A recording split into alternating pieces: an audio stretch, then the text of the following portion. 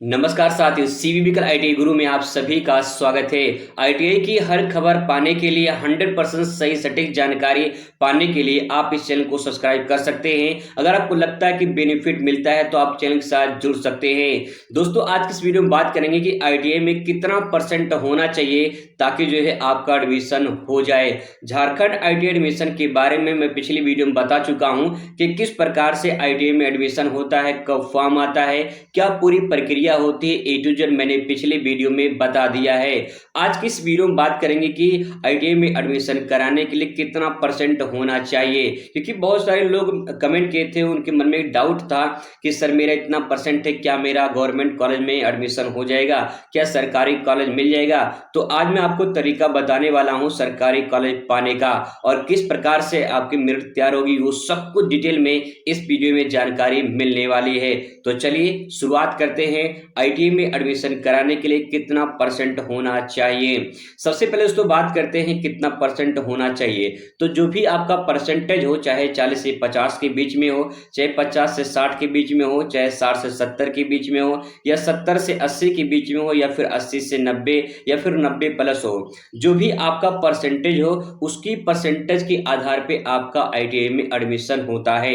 सवाल ये कि किस क्लास में इतना परसेंटेज होना चाहिए। तो देखिए 10th के आधार पे जो है आपकी आईटीआई में मेरिट बनती है। अब इसके ऊपर अगर आप पढ़ाई कर चुके हैं, चाहे इंटर हैं या फिर बीए, बीएससी, बीकॉम, यानी ग्रेजुएशन कर चुके हैं, तो उससे मैटर नहीं करता है, डिपेंड करता है मेन आपका जो है हाई स्कूल, इसी के आधार पे आपकी मेरिट तैयार की जाती है। अब चाहे आप उसमें इंटर लगा दें, उसमें ग्रेजुएशन लगा दें, उससे कोई फर्क नहीं पड़ेगा। आपका मेन मेरिट जो तैयार होती है वो हाई स्कूल बेस पर ही तैयार होता है। पहला पॉइंट। दूसरा ये कि कुछ लोग 8वीं पास आवेदन करते हैं, तो 8वीं पास के आधार पे जितना आपका 8वीं में परसेंटेज होगा उसी के आधार पे आपका आईटीआई में एडमिशन होगा। ठीक है, यहाँ पे परसेंटेज लिखा गया है, जो भी आपका इसके बीच में परसेंटेज आता है आप अपना देख लीजिए। सबसे पहली पॉइंट ये दोस्तों कि परसेंटेज के बाद जो है आपका जो मेन मुद्दा होता है कि मेरिट तैयार कैसे होती है, वो पहले समझ लिए, फिर आपको बताते हैं कैसे जो है आपको सरकारी कॉलेज मिल सकता है। तो देखिए सबसे पहला पॉइंट ये है कि जो आपका आईटीआई में एडमिशन होता है उसका 3 प्रोसेस है।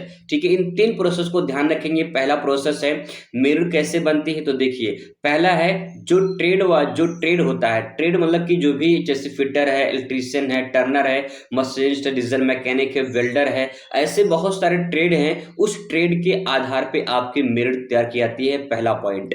ठीक है, अब यहाँ पे दूसरा है, यहाँ पे कॉलेज वाइज जिस कॉलेज में आप एडमिशन लेना चाहते हैं, जब आप चॉइस फिलिंग करते हैं तो उस टाइम पे आपको कॉलेज जो है फिल करना होता है। तो आप जिस कॉलेज में एडमिशन लेते हैं वो डिपेंड करता है कि उस कॉलेज में कितना मेरिट गया है। ठीक है, तो आपको ध्यान रखना कि कॉलेज वाइज भी मेरिट तैयार की जाती है, दूसरा पॉइंट। तीसरा पॉइंट ये है कि जो भी आपकी कैटेगरी हो, चाहे आप जनरल हो, ओबीसी हो, एससी हो, एसटी हो, उस कैटेगरी के अनुसार आपको आरक्षण मिलता है और फिर इसके आधार पे आपका जो है मेरिट तैयार किया जाता है। तो दोस्तों ये 3 पॉइंट ध्यान रखेंगे, इसी के आधार पे आपकी मेरिट बनेगी। फिर आता है आपका परसेंटेज। हाई स्कूल में कितना परसेंट है या 8वीं में कितना परसेंट है, डिपेंड वो करता है। अगर आप 8वीं पास आवेदन करेंगे तभी 8वीं की परसेंटेज लगेगी, नहीं तो इसकी जरूरत नहीं लगेगी। अगर आप 10वीं पास आवेदन करते हैं 10वीं का ही मार्कशीट वगैरह लगेगा।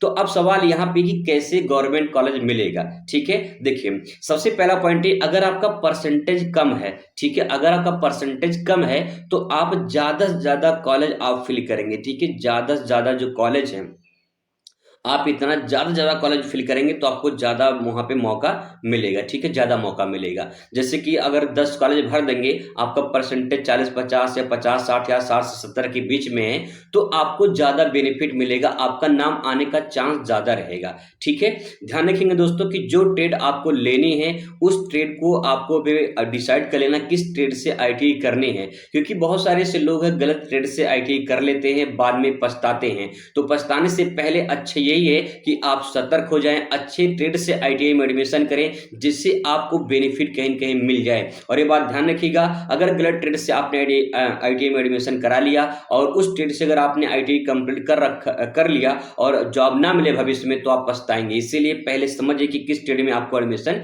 करानी है। तो आपको क्या करना है, ज़्यादा से ज़्यादा कॉलेज भरना है, तब आपको सरकारी कॉलेज मिल सकता है।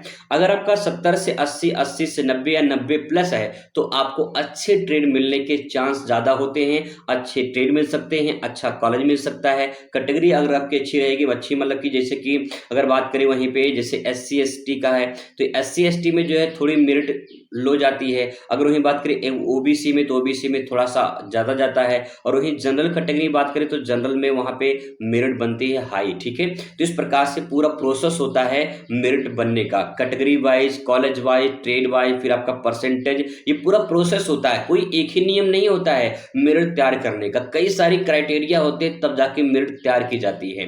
तो आई होप कि आपको डिटेल समझ में आ चुका होगा और आपका डाउट क्लियर हो चुका होगा। तो आप घबराए ना, जो भी आपका परसेंटेज आप अपना देख लीजिए, ठीक है। इसके बाद जो है आप अपना ट्रेड देख लीजिए, कौन ट्रेड से आईटीआई में मतलब एडमिशन लेना है, दूसरी है किस कॉलेज में लेना है, उस प्रकार से पूरा डिटेल देख लीजिए। इसके बाद जो है आगे की पूरी प्रक्रिया आपको समझाते रहेंगे। चलिए मुलाकात करेंगे अगली वीडियो में, तब तक खुश रहिए, मस्त रहिए और जिंदगी में स्वस्थ रहिए। धन्यवाद।